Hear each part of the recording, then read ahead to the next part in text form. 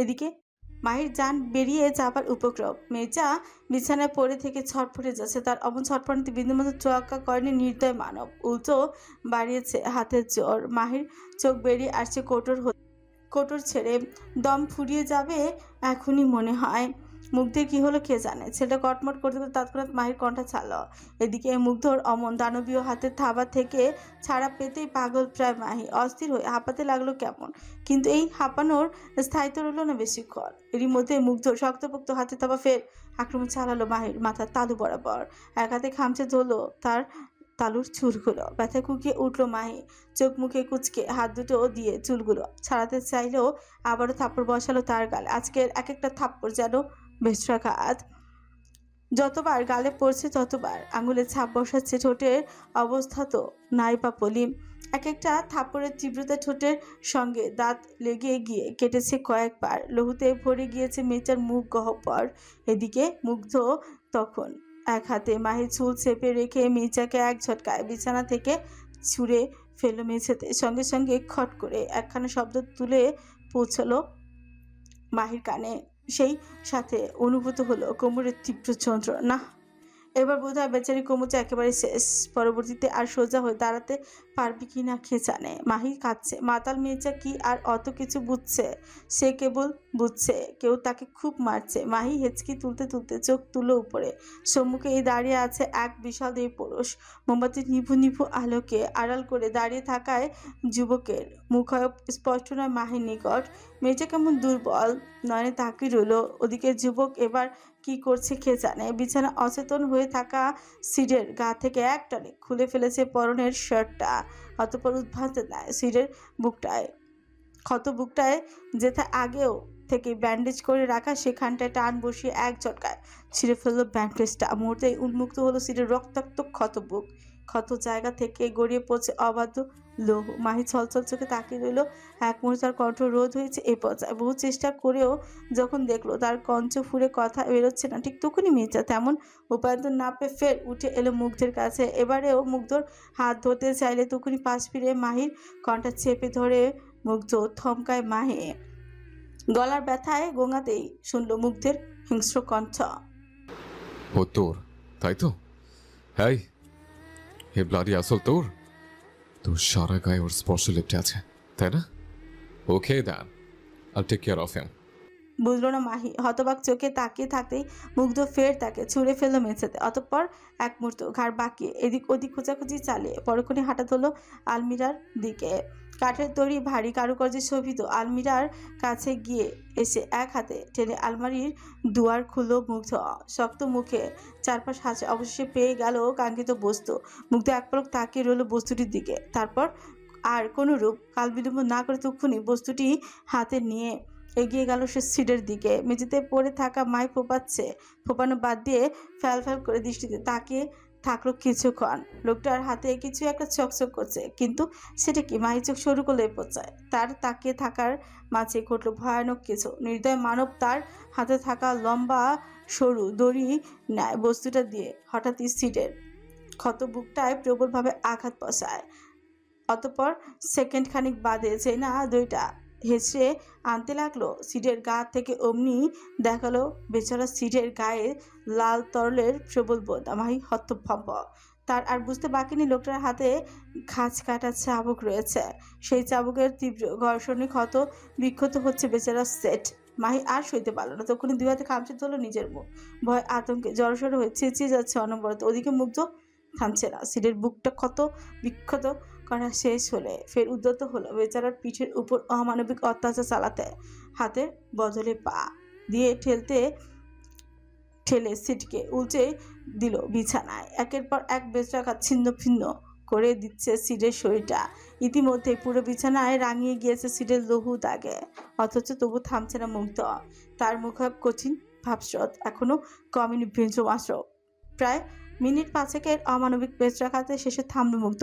দাঁত কিরমির করতে করতে ডান হাতে পেঁচাতে লাগলো চাবুকটা। ওইদিকে মাহি হু হু করে কাঁদছে। সেই কি কান্না শব্দ কানে যেতেই রাগের ছোঁচ কামড়ে ধুলো মুগ্ধ। নাক ফুলিয়ে বড় বড় নিঃশ্বাস ফেলে তক্ষুনি খানিকটা এগিয়ে এসে এক হাতে চেপে ধরল সিডের মাথার তালুর চোল।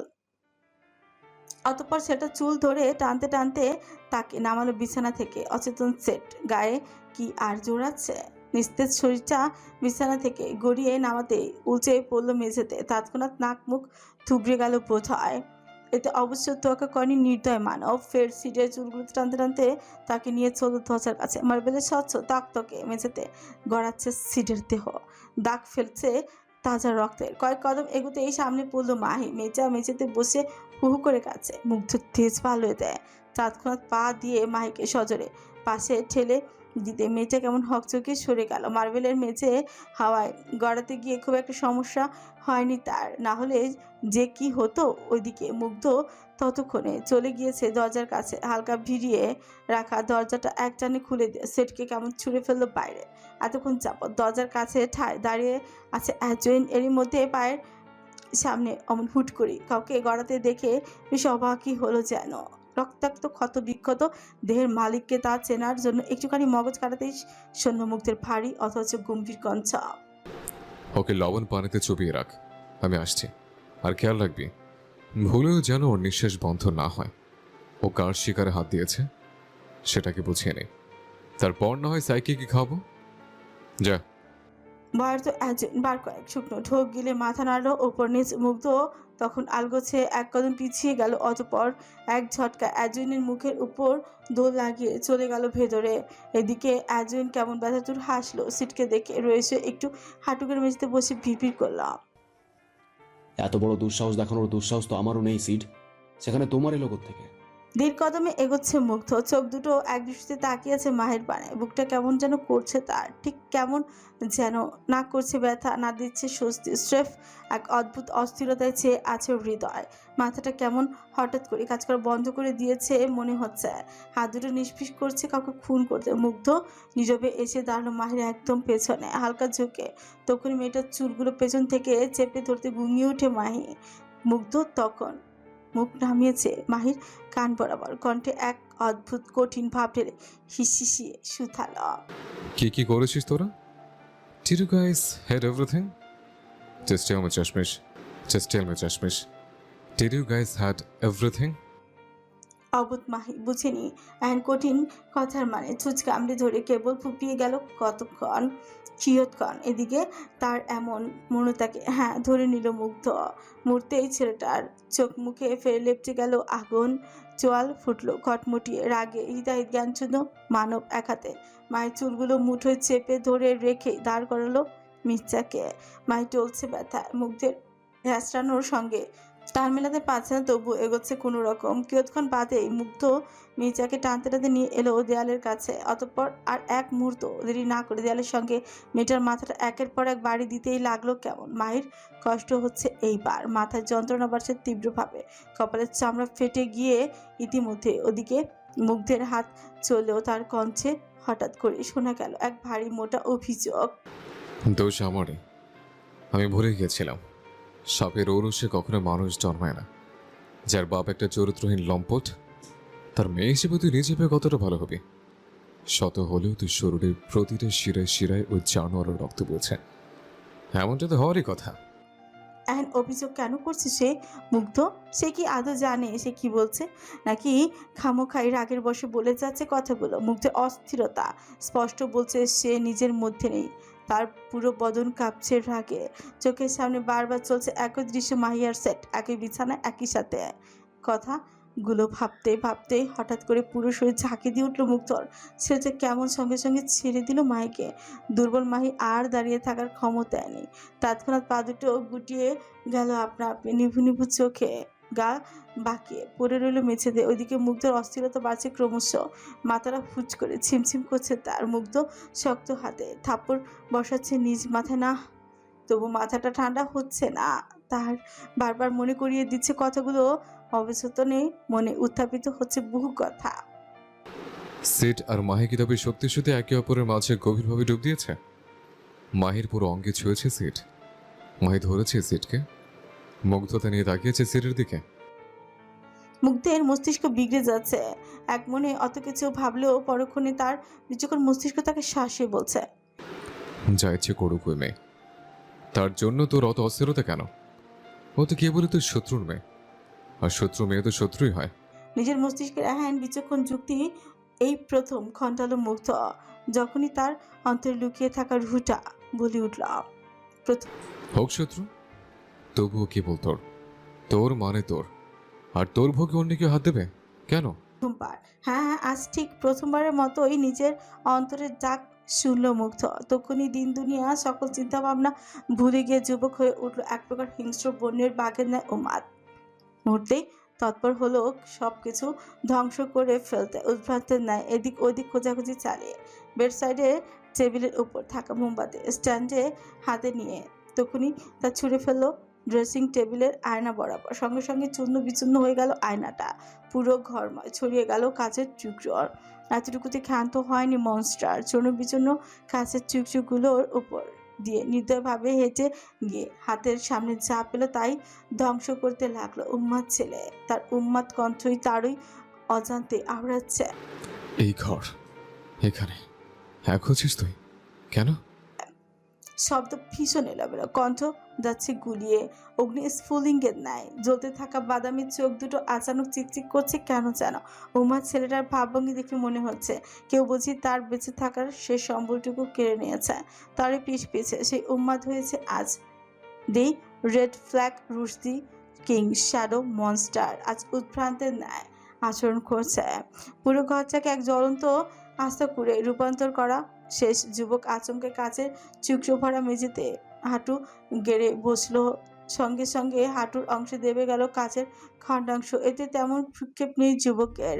সে কেমন দুহাতে নিজের মাথা চেপে ধরে বিকট এক গর্জন ধ্বনি তুলল। ভাব এমন ছেলেটার বুঝি বুকটা ফেটেই যাচ্ছে কোনো এক বিষয়ে। পাশে জড়সড় হয়ে পড়ে থাকা মাহি তক্ষুনি ভয়ে গুটিয়ে গেল। চোখে মুখে কুচকে কান দুটোতে হাত চেপে চল। ওইদিকে মুগ্ধ এখনো গর্জন তুলছে।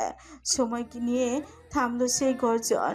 কাঁপছে সম্পূর্ণ বদন তার। রয়েছে চোখ মেলো হিংস্র যুবক বাজ পাখির ন্যায় তীক্ষ্ণ দৃষ্টিতে তাকালো মাহির পানে। মাহি হক চোখায় তড়িৎ ছোঁয়া ছেড়ে উঠতে চাইলে আরেক কাণ্ড ঘটলো।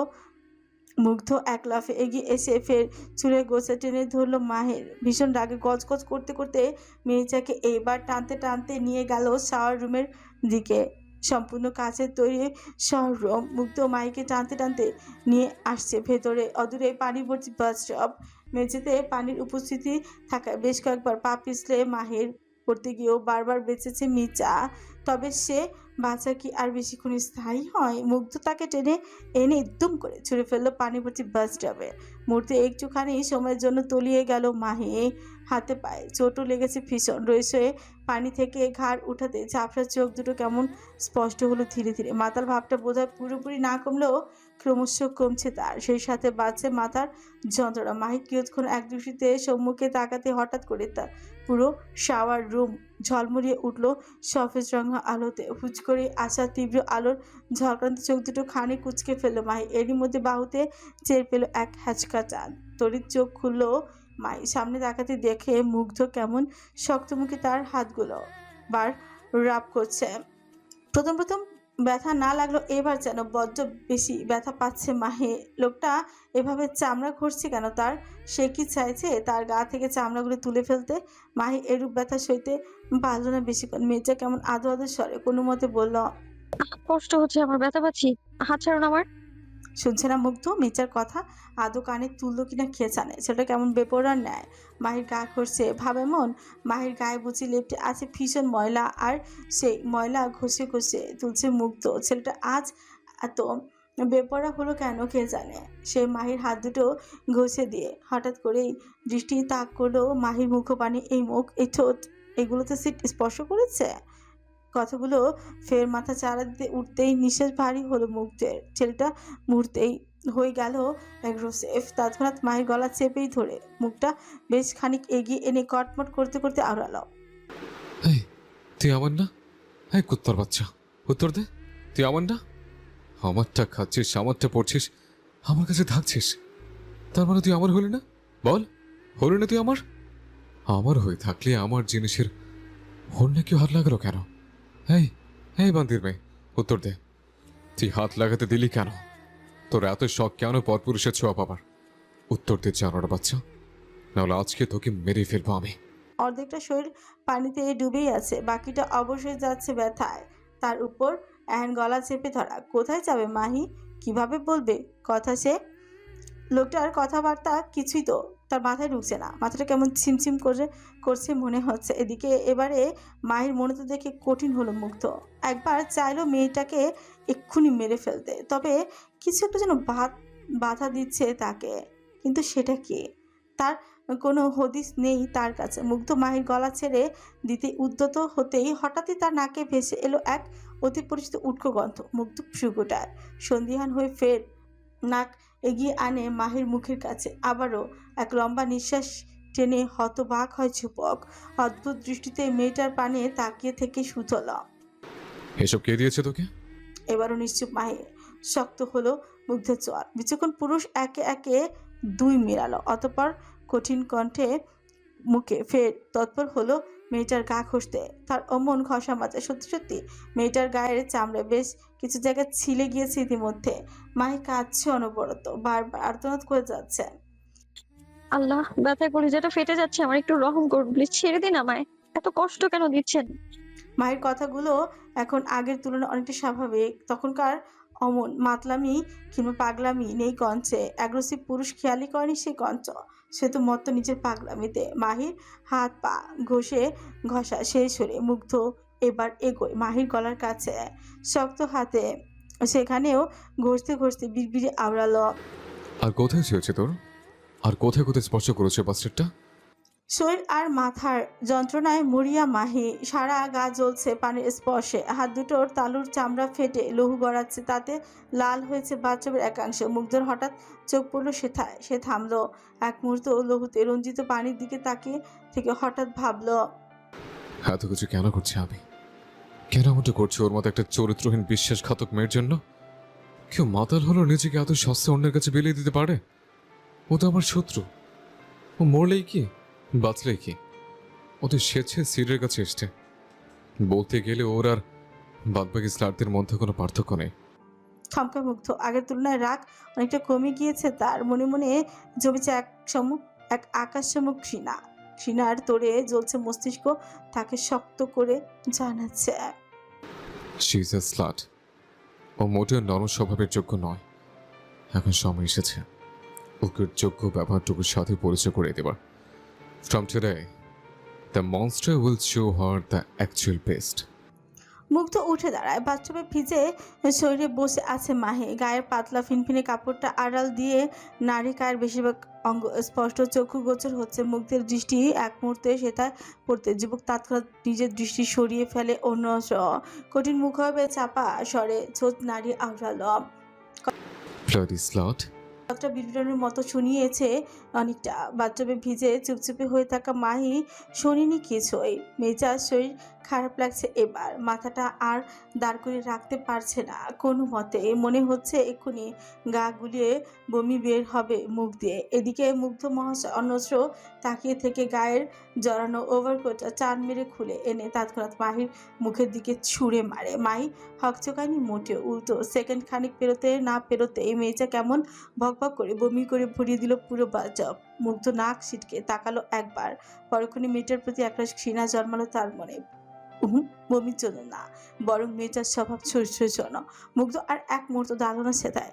তখনই গটগটিয়ে বেরিয়ে গেল। এদিকে বাথটবে বসে একাধার বমি করেই যাচ্ছে মাহি। মেয়েটা এখন ক্লান্ত, বড্ড ক্লান্ত। এখন ক্লান্ত শরীরে উঠে যাওয়ার শক্তি পাচ্ছে না সে। দুর্বল আঁখি দুটো সেভাবেই মুদে যেতে লাগলো কেমন। দাম্পিক কদমে জোরালো শব্দে হাঁটছে মুগ্ধ। চোখের ফাঁকে গুজে রাখা জ্বলন্ত সিগার দুহাত পকেটে গুজে রেখেছে যুবক। এগুচ্ছে মাহির ঘরের দিকে। তার পেছন পেছন কচ্ছপের গতিতে হাঁটছে অ্যাজয়। মনস্টার অ্যান হুটহাট শান্ত ভাবসাব বড্ড সন্দেহজনক তার জন্য। অ্যাডুইনের বিচক্ষণ মস্তিষ্ক আজ করতে পারছে আসন্ন প্রলয়ের আগমনকে। মনস্টার চুপচাপ এসে দাঁড়ালো মাহির ঘরের সম্মুখে। দরজার কাছে দাঁড়িয়ে থাকা গার্ড দুজন মাথা নুইয়ে রেখেছে বরাবরের ন্যায়। মনস্টার প্রতিক্রিয়াহীন। ডান পকেট থেকে আলগোছে নিজের ছোট্ট ধারালো চাকুটা মেঝেতে ফেলে দিতে সম্মুখে দাঁড়িয়ে থাকা দুজনের মধ্যে থেকে একজন তখনই ভীষণ বিনয়ের সাথে হালকা ঝুঁকে চাকুটা মেঝেতে থেকে তুলে এনে মনস্টারের দিকে এগিয়ে ধরলো। মনস্টার এক মুহূর্ত চাকুটার পানে তাকিয়ে থেকে হুচ করে এক হাতে চাকুটা তুলে নিয়ে অন্য হাতের বাহুতে পেঁচিয়ে ধরল গার্ডের ঘাড়। অতঃপর চোখের পলক ধারালো চাকুর তীক্ষ্ণ আঘাত দিয়েই একের পর এক আঘাত বসালো গার্ডের ঘাড় বরাবর। বাহুর ভাঁজে আটকা পড়া গার্ড ছটফটাচ্ছে। কিয়ৎক্ষণ বাদে তার এহেন ছটফটানি থামলো। সইটা হয়ে গেল একদম স্থির। মুগ্ধ ছেড়ে দিল গার্ডের নিস্তেজ দেহটা। তা গিয়ে লুচিয়ে পড়ল মেঝেতে। একদিকে পাশে দাঁড়িয়ে থাকা গার্ড, যিনি কিনা এখনো নুয়ে রেখেছেন ঘাড়, বেচারা ভয় আতঙ্কে প্যান্ট ভিজিয়ে ফেলেছে। একজন আর দৃষ্টিতে দেখলো সবটা। তার মধ্যেই তেমনটা কোনো হেলদোল নেই। মুগ্ধ নিজের হাতে থাকা রক্তাক্ত ধারালো চাকুটা কেমন ধীরে ধীরে অপর গার্ডের গায়ে মুছে দিচ্ছে। এহেন কাণ্ডে তটস্থ গাছ মুখ খুলে জেনে কিছু বলবে, তার মুখ খুলে যে বলবে কিছু তার তাও জো নেই। মুখ গব্বরে জীবের উপস্থিতি থাকলে না বলতো। এদিকে মুগ্ধ ধীরে ধীরে গার্ডের গায়ে চাকুটা মুছতে মুছতে আচমকা গার্ডের বুকের বাপাশে ঘট করে বসিয়ে দিল পুরো চাকুটা। মুহূর্তেই গার্ডের মুখ দিয়ে বেরিয়ে এলো লৌহ। মুগ্ধ এক হাতে চাকুর গোড়া মোচড়াচ্ছে, আরেক হাতে তর্জনী এবং মাধ্যমার ভাঁজে সিগারেট চেপে সুখ টান দিয়েছে একটু একটু করে। যুবকের মুখে নেই তেমন উদ্বেগ। সে আদৌ রেগে আছে কিনা নেই তা নিয়েই রয়েছে একটা সংশয়। অপর গার্ডের মৃত্যু নিশ্চিত হলেই থামে মুগ্ধ। একটানে গার্ডের বুক থেকে চাকুটা বের করে এনে গমগমে গলায় আদেশ ছুড়ে। Call maiden. গুরুগম্ভীর কণ্ঠ শটান হয়ে গেল। তক্ষুনি উপর নিচ মাথা নাড়িয়ে হাঁটা ধরল উল্টো পথে। মুগ্ধ রয়েছে পা বাড়ায় মাহির কক্ষে। মুখটা কেমন গম্ভীর যুবকের, কপালে চামড়া চান চান। কক্ষের মাঝ বরাবর পা রাখতে দাঁড়ালো মুগ্ধ। ঠোঁটের ফাঁকে গুজে রাখা সিগারে লম্বা এক টান বসিয়ে আলগোছে ঘাড় উঁচিয়ে তাকালো। মাথার উপরে সিলিংয়ে ঝুলছে বড়সড় ক্রিস্টালের ঝাড়বাতি। সম্মুখের সম্পূর্ণ দেয়াল জুড়ে থাকা বড় জানালাটা খোলা বিধায় সাই সাই করে বাতাস ঢুকছে পুরো কক্ষে। সেই বাতাসের মৃদু দুলুনিতে দুলছে ঝাড়বাতি। মুগ্ধ এক মুহূর্ত নীরবে তাকিয়ে রইল ঝাড়বাতির পানে। অতঃপর সময় নিয়ে ফের ঘাড় নামিয়ে হাঁটা ধরল জানালার পাশে বিছিয়ে রাখা কাউচের দিকে। গম্ভীর পুরুষ পুরো শরীর এলিয়ে বসলো কাউচে, পা দুটো বেয়াদবের ন্যায় ফাঁক করে রাখা, পিঠ ঠেকানো পেছনে, চোখ দুটো আয়েসে বুঝে রেখে সিগারেট সুখ টান দিচ্ছে মুগ্ধ। ঠোঁটের ফাঁক গলিয়ে বেরোচ্ছে গুনগুন শব্দ। বোধহয় গান গাইছেন তিনি। Where is maiden? গুটিসুটি মেরে দাঁড়িয়ে আছে মিলা। এক হাতে খপ করে চেপে রেখেছে জামার একাংশ, মাথা নুইয়ে রাখলো। দৃষ্টি তার এলোমেলো, গলায় স্বরের অভাব। একজন ফ্রিগুচায় গম্ভীর যুবক একদম এগিয়ে আসতেই তৎক্ষণাৎ হকচকে দু কদম পিছিয়ে গেল মিলা। একজন বুঝি এবারে বিরক্ত হলো। বিরক্তি ভরা কঞ্চে ছিড়বিড়ি বললাম, হোয়াটস ইউর প্রবলেম? কানে কথা যাচ্ছে না তোমার?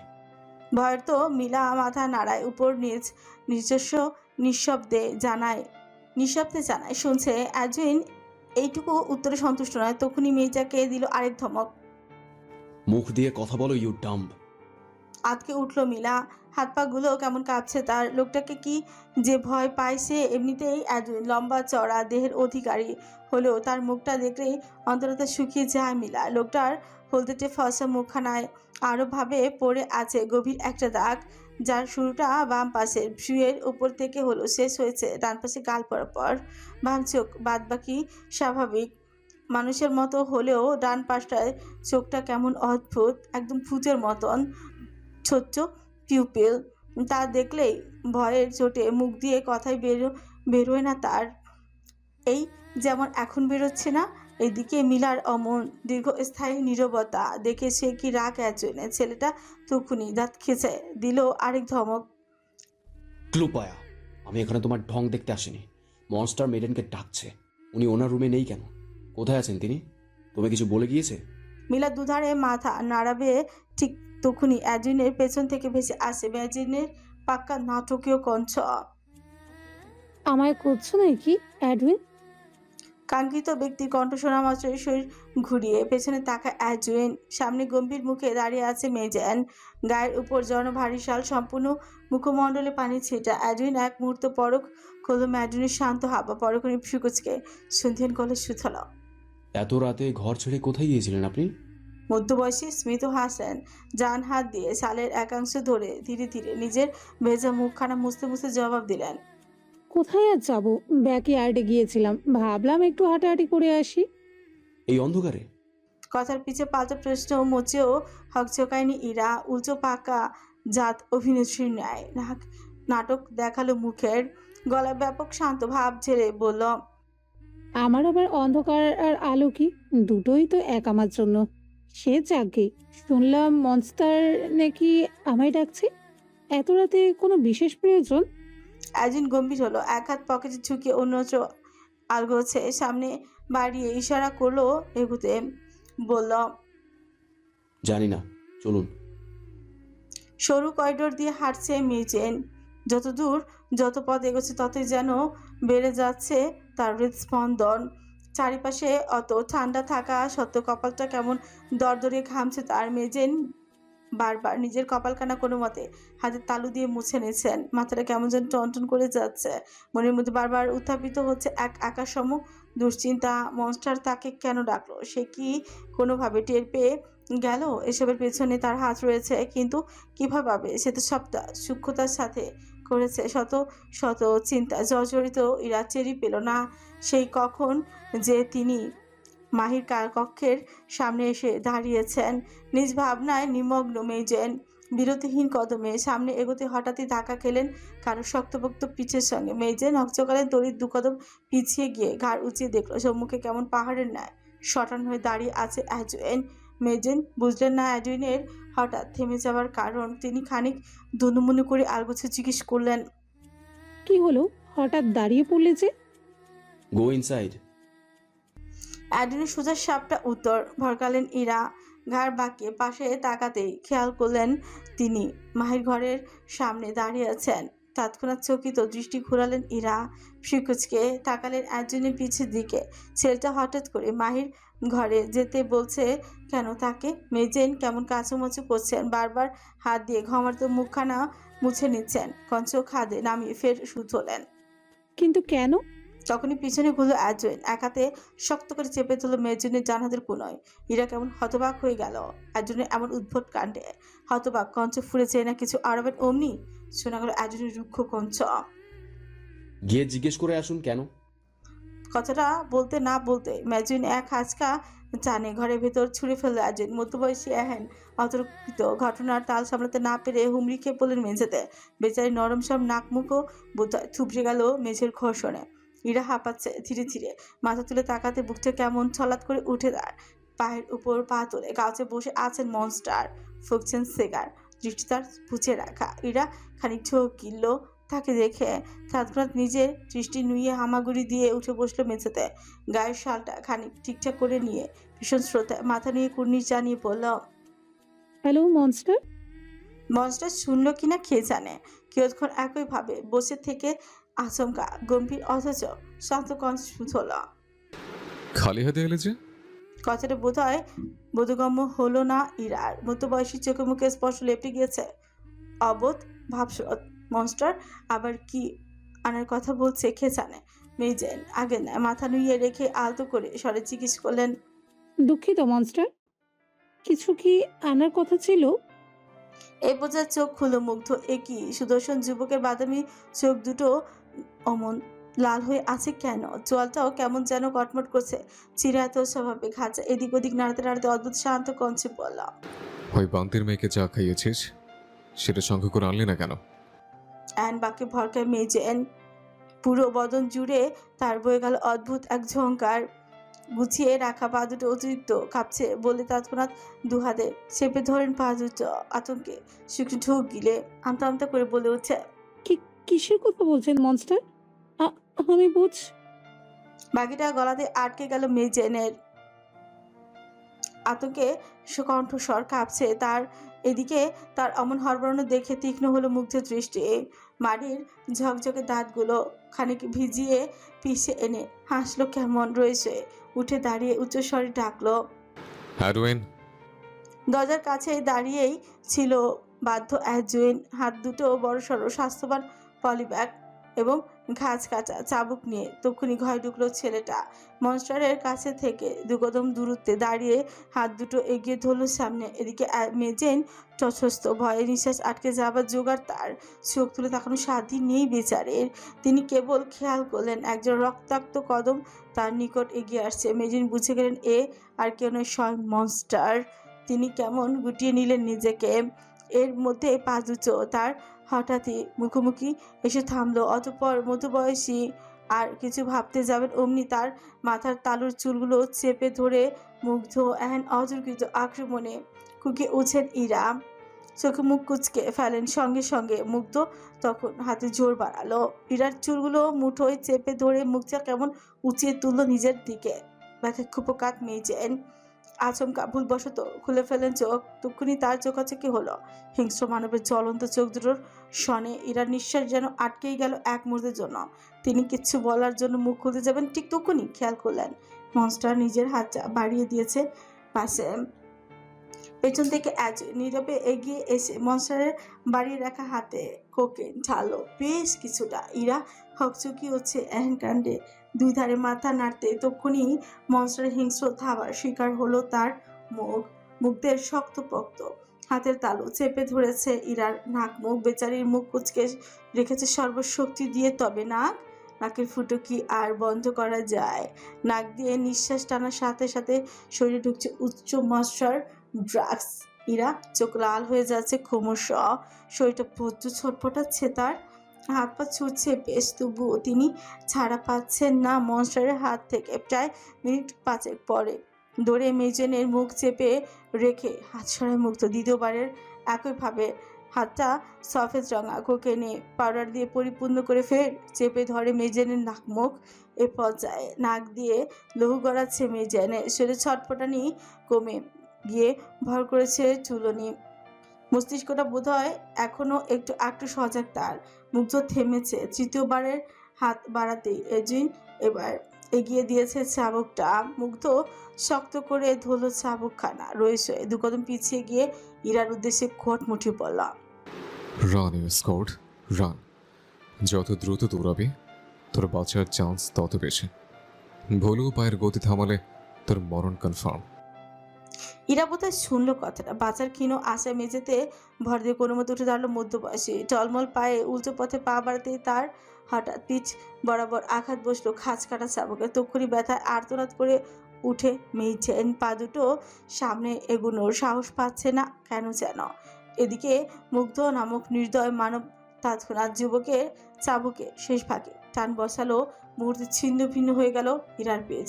জামার অংশ ছিঁড়ে গিয়ে দেখা মিলল তরলে রঞ্জিত কাটা ঘা। মুগ্ধ থামিনি, ফের গর্জে বলে উঠছে।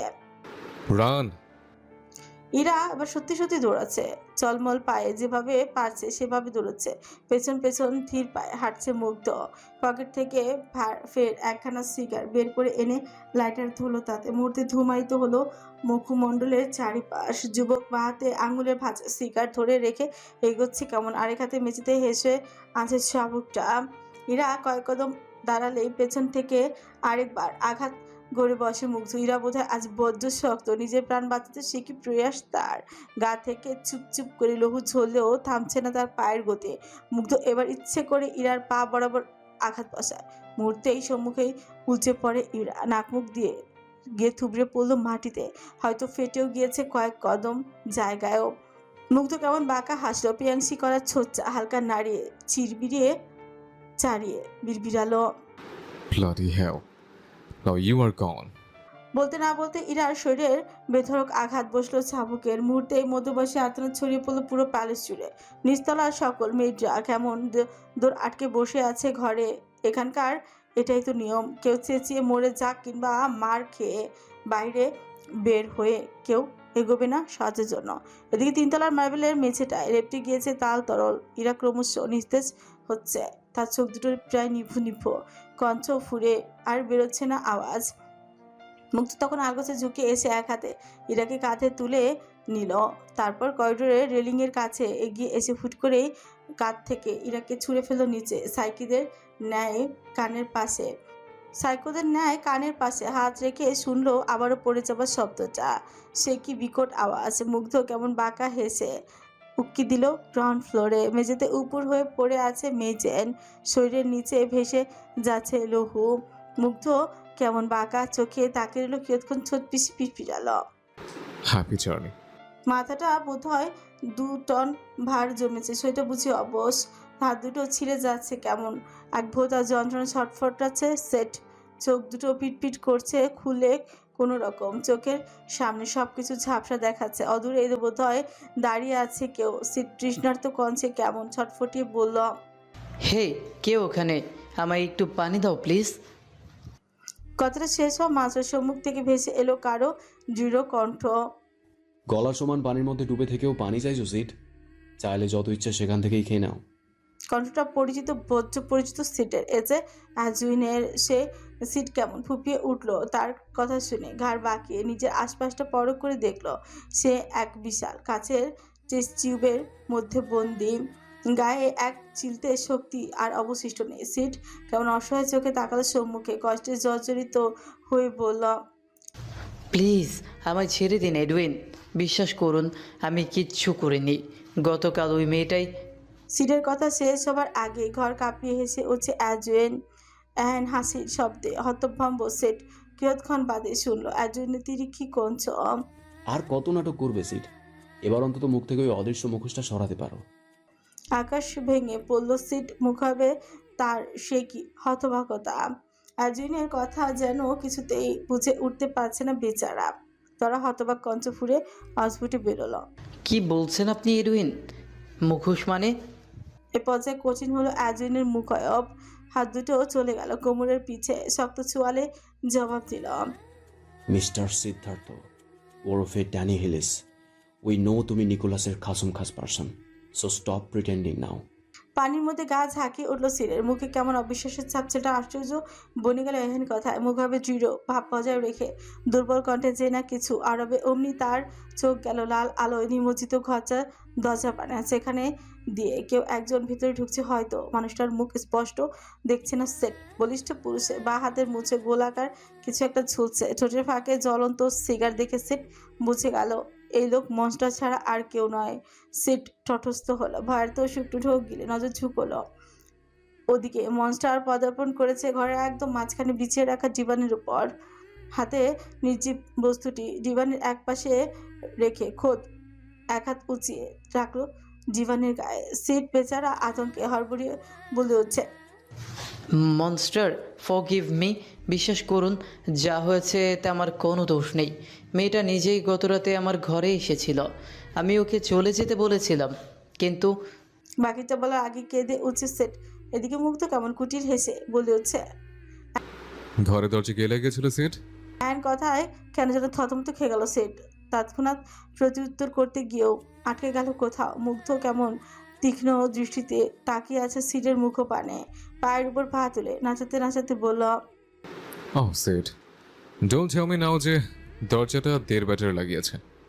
কজ যে মেয়ে নিজের পরিপূর্ণ হুঁশিয়ে ছিল না, তার আবার প্রাইভেসির চিন্তা আসবে কোত্থেকে? আটকে গেল সেট। কথা বাধা পড়ল মুখে, মুখটা হয়ে গেল চোরের মতন। মুগ্ধের দৃষ্টি এড়ায়নি কিছুটাই। সে কেমন বাঁকা হেসে বিচক্ষণতার সাথে বলে উঠল, তুই জানতেই সিট, আমি আমার শত্রুদের ওপর কখনোই প্রত্যক্ষভাবে নজর রাখি না, বাট আমি ওদের মাইন্ড নিয়ে খেলতে পছন্দ করি।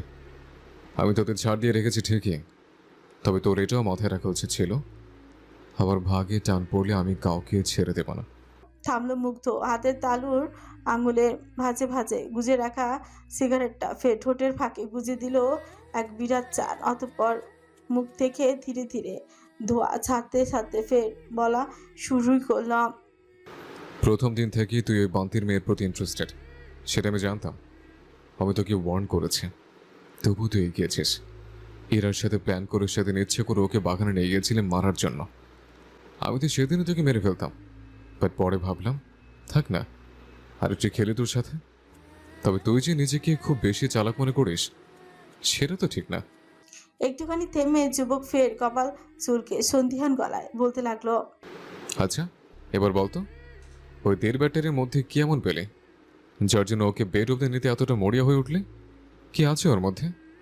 হ্যাঁ, মানলাম ওর চোখ দুটো একটু সুন্দর, পাপড়িগুলো ঘন, ঠোঁট দুটো মারাত্মক, হাসলে মনে হয় নির্ঘাত কলিজা ছিদ্র করে ফেলবে।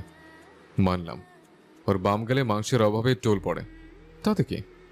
হ্যাঁ, এটাও মানছি ওর চুলগুলো থেকে নেশা ধরিয়ে দেওয়ার মতো ঘ্রাণ আসে। কান্না করলে চোখ দুটো মুক্তের মতো চিকচিক করে, কথায় কথায় গাল ফুলে পটকা মাছের মতো। রাগ করলে নাকের পাটা লাল হয়ে ফুলে যায়। খাবার খাওয়ার সময় গাল ভরে খাবার খায়, ধীরে ধীরে চিবোই বেরোনের মতো। মানুষটা একদম এইটুকুন। বলতে বলতে আনমনে বৃদ্ধা আঙুল এবং তর্জনীর মধ্যকার মাধ্যমা দূরত্ব বাড়িয়ে হাত দুইটা উঁচিয়ে তুলো মুগ্ধ। নিজ ভাবনায় নিমগ্ন থেকে ফের আওড়ালো। এইটুকুন মেয়ে একটা, পুরো দেড় ব্যাটারির সমান, তাও কি তেজ! কথায় কথায় ঘাটতারামি করে, মাঝে মাঝে মুখ ঘামটে দিলে কবল থেকে দু একটা চুল আছড়ে পড়ে গালে।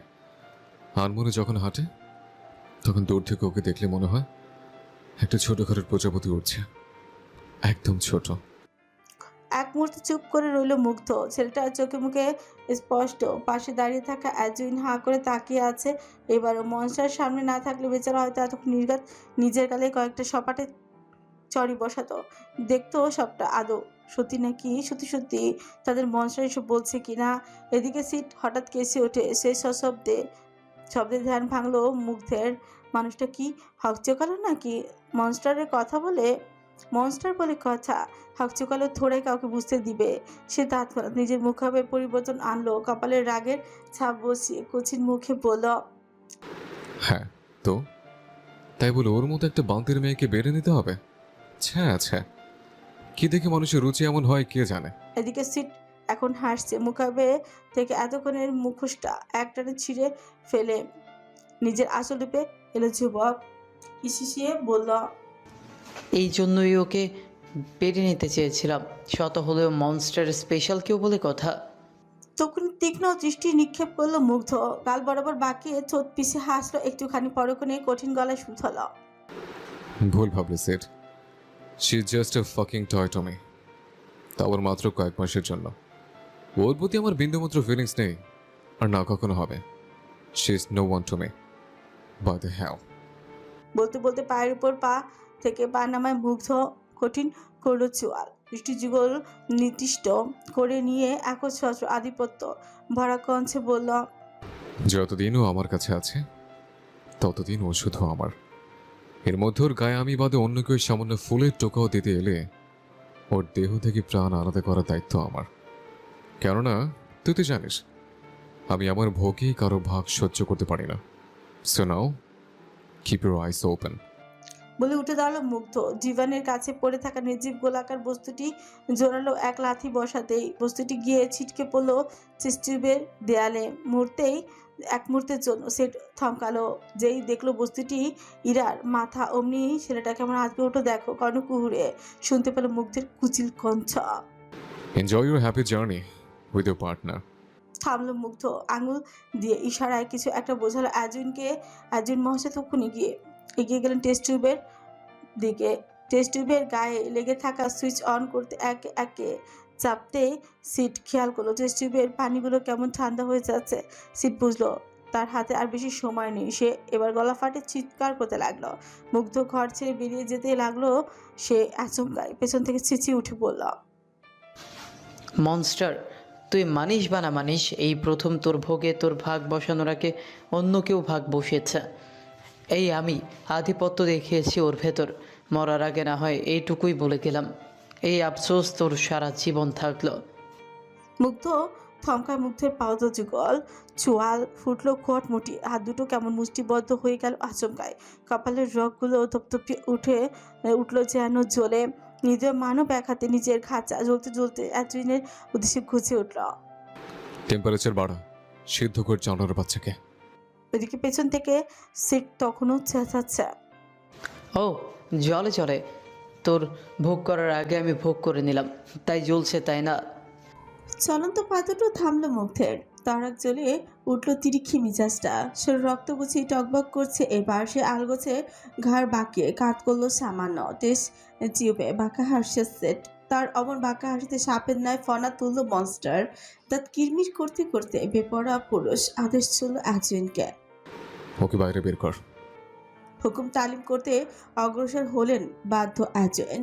কিয়ৎক্ষণের মধ্যেই কি সব সুইচ ফুইচ চেপে সিরের অবশ দেহটা শিকল দিয়ে টেনে চুনে বাইরে নিয়ে এলো। সিরের শরীর না চললেও বেয়াদব ছেলের মুখ ঠিকই লেপটে আছে তো ছেলের হাসে। বারবার শ্লেষাত্মক ইঙ্গিত দিচ্ছে মনস্টারকে। মনস্টার কি আর অত ধৈর্য সহ্য বলছে? সিরের দেহটা বাইরে বেরোতেই সম্মুখে থেকে ছুটে এসে হিংস্র বাঘের ন্যায় শিকারীকে ছো মেরে টেনে নেয় মনস্টার। অ্যাজুইন বোধহয় হকচকালেন খানিকটা, তড়িৎ পা পিছিয়ে সরে গেলেন কয়েক কদম। এদিকে মনস্টারের শরীর এমন যেমন এক তেজস্বী তেজি আগুন জ্বলছে, তার চেয়েও বেশি আগুন চলছে মাথায়। হিংস্র চিপক সিটকে মেঝেতে ছুঁড়ে ফেলে তার বুকের ওপর গিয়ে বসে। তার ডান হাতের 5 আঙুলে শোভা পাচ্ছে উঁচু উঁচু ধারালো দাঁতলা আংচিগুলো। মুগ্ধ হাত মুষ্টিবদ্ধ করতে আংটিগুলোর আগা কেমন তীক্ষ্ণ হয়ে গেল। সে আর কোনোরূপ কাল বিলম্ব না করে ডান হাত দিয়ে একের পর এক র্যাপিড পাঞ্চ বসাতে লাগলো সিটের নাক মুখ বরাবর। এক একটা পাঞ্চের সে কি ক্ষিপ্র গতি, নাক মুখ থেতলে গিয়ে যাচ্ছে তাই অবস্থা সিটের। বেচারার হুঁশ আছে কিনা কে জানে, অথচ সেদিকে থোড়ে পাত্তা দিচ্ছে মনস্টার। সে তো চলছে রাগে, খচখচ করছে হিংস্র কণ্ঠে, হাতের গতি বিরতিহীন রেখে বারবার আওড়াচ্ছে। জেলাস? হ্যাঁ, জেলাস? জেলাস হবে তোর বাপ। You son of a bitch. তুই একে ছুঁয়েছিস তাতে আমার কি? তাতে আমার কোন বাল ছেড়ে গেল? কোন দুঃখে আমার বাল ছেড়ে যাবে? হ্যাঁ, চানোর বাচ্চা। এক চুটকি বাঁচাল ওর চেয়ে কয়েকগুণ সুন্দর এসে পেট কাঁপাবে আমার। সেক্ষেত্রে ওর জন্য আমি জেলাস হব কেন? আমি দ্য রুশ দি কিং শ্যাডো মনস্টার। কেন জেলাস ফিল হব? তোকে কে বলছে আমি জেলাস? বাস্টার্ড। থামল মুগ্ধের হাত। সিট আর নড়চড় করছে না। নিথর ছেলেটার ঠোঁট দুটো একদম ছিন্ন ভিন্ন হয়ে গেছে। সম্মুখের কয়েকটা দাঁত ভেঙে গিয়ে গুড়গুড়ো অবস্থা। ওইদিকে মনস্টার এখনো শান্ত হয়নি। দাঁত চিবোতে চিবোতে ঘাড় বাঁকিয়ে আগুন চোখে তাকালো অ্যাজুইনের পানে। বেচারা অ্যাজুইন ভরকালো যা কেমন।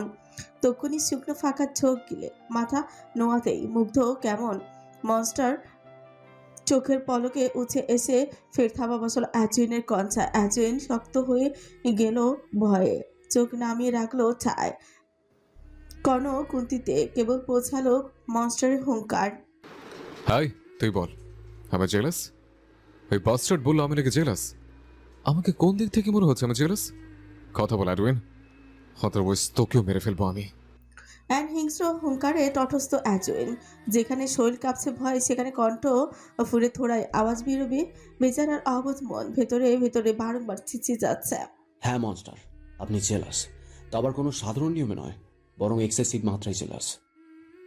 মনের মধ্যে চেঁচাতে থাকা ভয়ঙ্কর বাক্যগুলো মুখে এনে থোড়াই গর্দান হারাবে অ্যাজুইন। বেচারা বুদ্ধিমান মানুষ।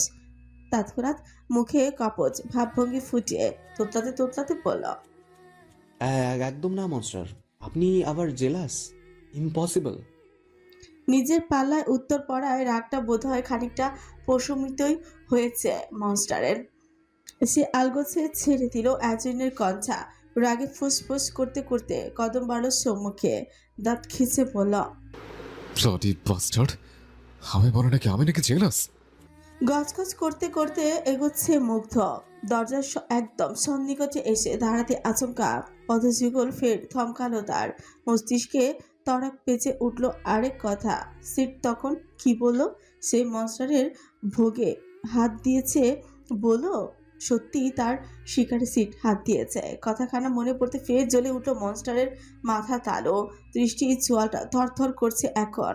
শক্ত হাতে নিজের ঘাড়ে হাত বুলিয়ে কটমটি বিড়ালো। কত বড় সাহস জানোর বাচ্চার, আবার মুখ নাড়িয়ে বলে গেল। এক মুহূর্ত থেমে ঘাড় ঘুরিয়ে এদিক ওদিক তাকায়, মাথা নাড়ে মুগ্ধ। কটমট করছে ঘাড়ের রগ, শব্দ যাচ্ছে কানে। বেপরোয়া পুরুষ ফের উন্মাদ হলো। এবার মন মস্তিষ্কে বাজছে কেবল একটাই কথা, তার শিকারে অন্য কেউ কেন ছোপে? কেন কেন কেন? বেপরোয়া পুরুষ তাতে তহত চেপে ছুট লাগালো কক্ষের বাঁ দিকের কাউন্টারের পানে। কক্ষটা মূলত টর্চার সেল নামেই পরিচিত।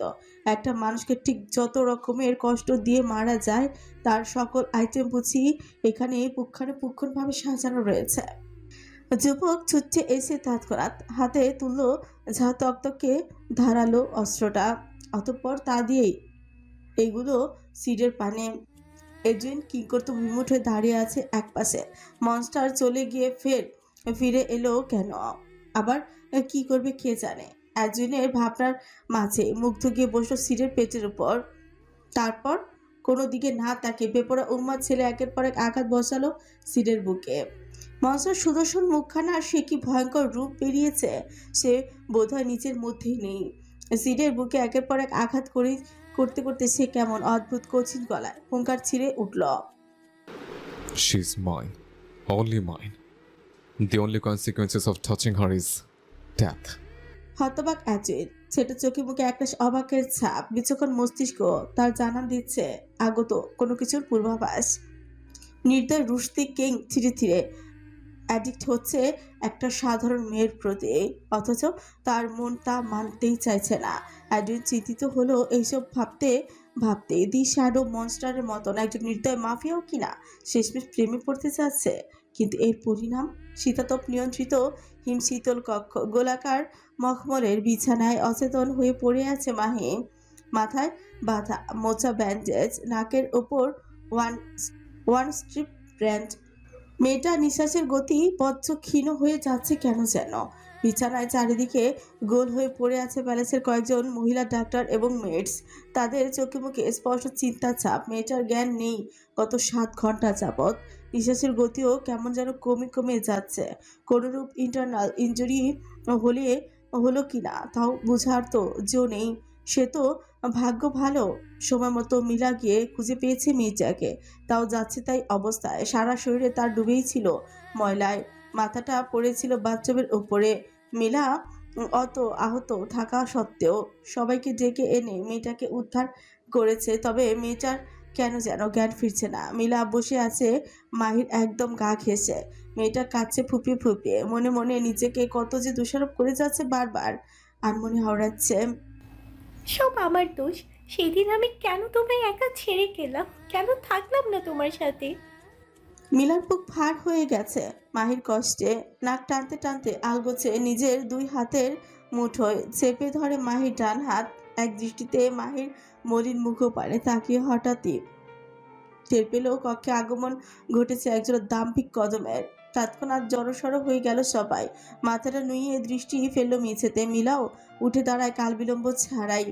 শরীর ঘুরিয়ে মাথা নুইয়ে সরে যায় 2 কদম। ওইদিকে কক্ষের একদম মাঝখানে এসে দাঁড়িয়েছে মনস্টার। এখনো ফুঁকছে সিগার। এই লোক যে দিনে কতবার সিগার টানে কে জানে। মনস্টারের চোখে মুখে স্পষ্ট বিরক্তি ছাপ। সে ফের সিগারের শেষ ভাগে লম্বা একটা টান বসিয়ে ঝাঁঝালা কঞ্চে প্রস্তুত হলো।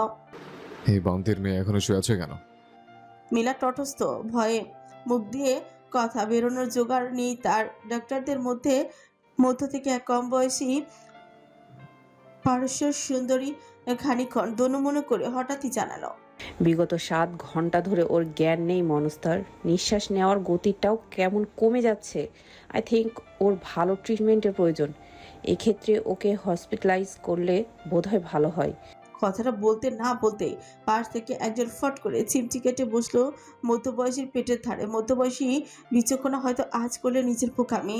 নিজের বলা কথাগুলো মস্তিষ্কে ফের আওড়াতে জিভে দাঁত কেটে চলে গেল আপনা আপনি। এমা, রোগীর কথা চিন্তা করে সে কি কথাটাই না বলে বসলো। সে কিভাবে ভুলে গেল এই মনস্টার প্যারিস নামক জেলখানে একবার ঢোকা মানে দ্বিতীয়বার বের হওয়া অসম্ভব। ইস, নিজের বলা বোকা কথাগুলোতে বজ্র আফসোস হচ্ছে পারস্য সুন্দরীর। তিনি কঞ্চে খানি কোমলতা ঠেলে যে না কিছু বলবেন, অমনি শুনতে পেল মনস্টারের কঠিন হুঙ্কার। অ্যাডুইন, কয়েক কদম দূরত্বেই দাঁড়িয়ে আছে অ্যাজেন। ডাক পাওয়া মাত্র এগিয়ে এসে বাধ্য কণ্ঠে জিজ্ঞেস করল, জি মনস্টার। মুখাবশক্ত মুগ্ধের তীক্ষ্ণ দৃষ্টিতে তাকিয়ে আছে মাহির মুগ্ধর প্রাণে। আশ্চর্য হলো সত্যি, মনস্টারের চোখে মুখে আজ অবাধ ঘৃণা। কপালে পড়েছে গোটা কতক বিরক্তির ভাঁজ। মিনিট খানিক যেতে না যেতে সে কেমন কঠিন গলায় আদেশ চলল, রাশিয়ার যত বড় বড় ডাক্তার আছে সবাইকে তুলে আন। ট্রিটমেন্টের জন্য যা যা যন্ত্র লাগবে সব নিয়ে আয়। আগামী 2 ঘন্টার মধ্যেই বান্তির মেয়ের চিকিৎসা শুরু হচ্ছে। Do you get that? Yes monster. ভরকারো কণ্ঠে ক্ষুদ্র উত্তরে সীমাবদ্ধ অ্যাজেন। এতটুকু জীবনে আর কত ঝটকা খাবে বেচারা কে জানে। সে তৎক্ষণাৎ তাৎপর হলো মনসার হুকুম তামিল করতে। এদিকে ঘর ভর্তি ডাক্তার মির্জা কেমন হা হয়ে গিয়েছে মনসারের অমন কথায়।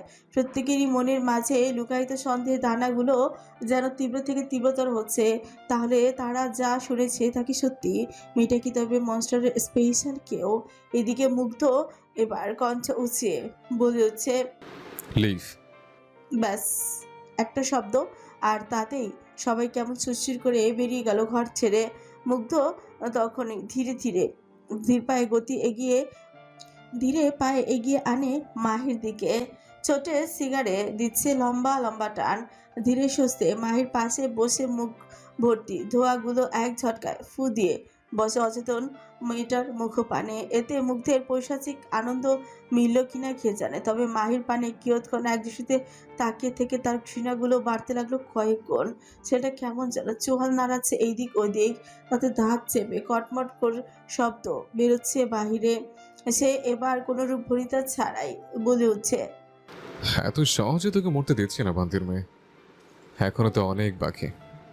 সবটা সহ্য করার জন্য হলেও তো উঠতে হবে। And I'll make sure of it. ট্রিং ট্রিং ট্রিং মাঝরাতে কলিং বেলের কর্কশ শব্দে ঘুম ভেঙে গেল দামিয়ান ড্রোভাস্কার।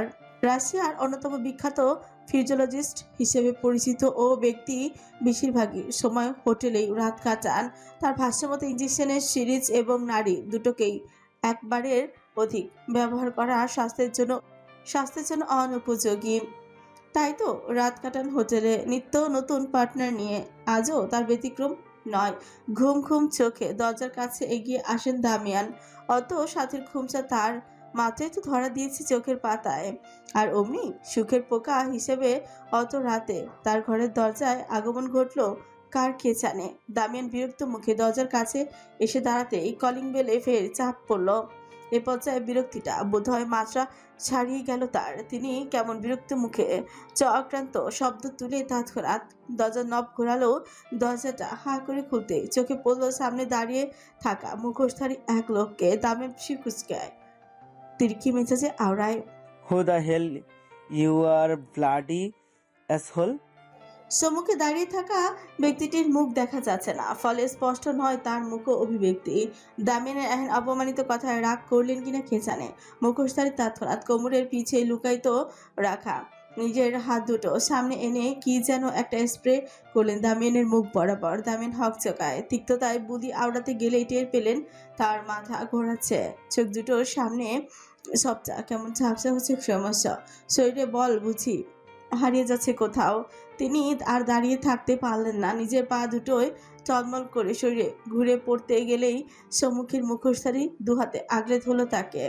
গাটা সামান্য নুইয়ে এনে দামিয়ানের কান বরাবর মুখ রেখে চিরবিরিয়ে বলল, তোর বাপের ডান হাত আমি আসলের পরচিত্র, লুচ্চা শালা। কণ্ঠতে বোঝা গেল এ আর কেউ নয় বরং অ্যাজেন।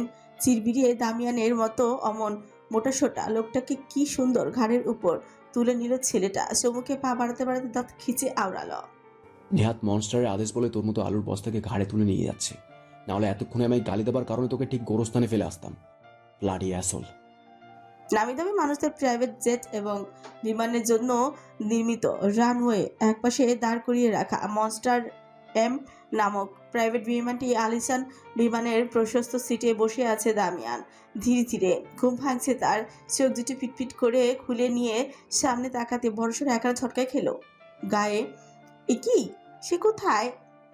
এটা কার বিমান? দামিয়ান তৎক্ষণাৎ শুক্র ঢোক গেল। ভীষণ শোক দিয়ে আর অপচয় করে নড়তে গিয়ে দেখলো আটক পড়েছে কোথাও যেন। সে কেমন বিরক্তি নিয়ে নিজের দিকে তাকাতে আরেকটা হোঁচট খেলো মনে হচ্ছে। তার গা বাঁধা রশি দিয়ে, হাত দুটো সিটের সঙ্গে হ্যান্ডকাফ দিয়ে বাঁধা, পা দুটোরও তাই অবস্থা। দামিয়ান আশ্চর্য বনে গেল। নিজের এহেন পরিস্থিতি হতবুদ্ধি দেয়। ঘাড় বাঁকিয়ে পাশে তাকাতে দেখে পাশের সিটে তারই মতো বাঁধা অবস্থায় বসে আছে অতি পরিচিত মেডিসিন বিশেষজ্ঞ মিয়ান। দামিয়ানের চোখ উঠল কপালে। সে কেমন সন্দিহান গলা ফিসফিসিয়ে ডাকলো পাশের জনকে, Mian, hey, are you listening me? Mian চোখ বুজিয়ে রেখেছিল। এরই মধ্যে পাশ থেকে ভেসে আসা ফিসফিসানো কণ্ঠ আলগোছে ঘাড় বাঁকিয়ে তাকাইছে। লোকটা নিষ্প্রভ চাহনি, মুখটা কেমন শুকিয়ে গেছে দেখো। দামিয়ান সন্দিগ্ধ ভাঁজ ফেললো কপালে। আগের ন্যায় ফিসফিস করে জিজ্ঞেস করল। এখানে কি করছো? মিয়ান বোধহয় বিরক্ত হলো আহেন প্রশ্নে। তার ললাটের ভাঁজে হুঠাটি ভাসত, তাই বলছে। ওইদিকে দামিয়ান এখনো উত্তরের অপেক্ষায়। মিয়ান খানিক সময় নিয়ে দত খিচে বলল। তুমি যা করছো তাই করছি। দামিয়ান থতমত খেল আহেন উত্তরে। জবাবে বিন্দু মাত্র কার্পণ্য না করে ফ্রিউ গুছিয়ে বিরক্তি নিয়ে বলল। আমাকে তো জোর করে তুলে এনেছো, আমি থোড়াই নিজে থেকে এসেছি। মিয়ান দাঁত খিচল ফের। কটমট দৃষ্টিতে তাকিয়ে থেকে ছাচালো কঞ্চে সুতলা। ও আচ্ছা, আমি তো তাহলে নাচতে নাচতে এসেছি তাই না? দামিয়ান ফের অসন্তুষ্ট এহেন উত্তরে। কপালে ভাঁজগুলো আরো খানিকটা গম্ভীর করে বলে উঠছে। এত চটে যাচ্ছ কেন? আচ্ছা এসব বাদ দাও, আগে বলো তো এখানে আমাদের কেন আনলো? বিয়ে খেতে এনেছো, খাবে দাবে, তারপর জম্পেশ একটা ঘুম দেবে, তাই এনেছো। আর কিছু?